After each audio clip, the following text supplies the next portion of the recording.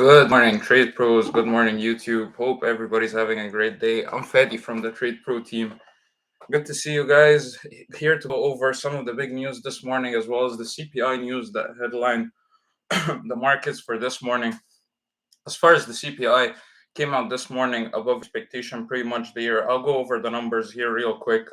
So for the US, came out 5.2 is expected, revised from 6.1 last month. So this bullish number kind of sends stocks higher, sent equities higher into that 70 zone where we faded it in the room. If you guys want to check that out, follow us at Trade Pro Academy. Pretty much all the other numbers came out in line with the expected CPI numbers. You know that news that was the big number really that we're expecting for this week.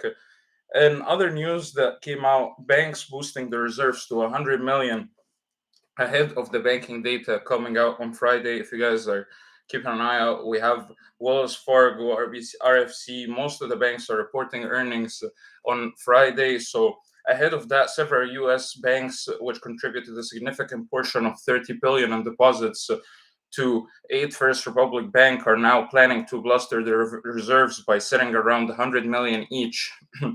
The group includes JP Morgan, Wells Fargo, Citibank, Bank of America. The decision to boost the reserve is driven by accounting regulations that require provision to be set aside for potential losses across the banking sector. So I found that pretty interesting. Also, some other news from Wells Fargo. Wells Fargo issued a short-term near bearish call on the U.S. stock market Tuesday, arguing that the Wall Street should anticipate a market correction over the next 3 to 6 months.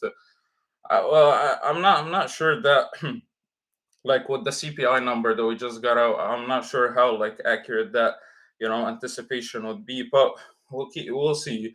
The firm said that the S&P 500 could fall as far as 10% during that period. So pretty much Wells Fargo and its analysts are anticipating a 10% drop on the S&P over the next 3 to 6 months. So it's pretty interesting here to see, considering the CPI data that just came out. As far as the economical calendar for today, we had the 8:30 CPI. We have Fed's Barkin speech at 9:10, and Atlanta Fed business inflation, as well as the oil report coming out. As far as the S&P 500 here, we kind of like traded that live with our team in the room.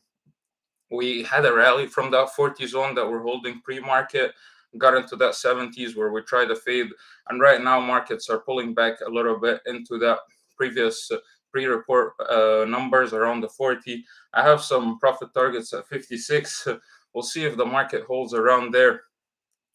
That's pretty much it as far as the news today. Not seeing much else to say. The headline really was the CPI number. So yeah, that's pretty much all I got, guys.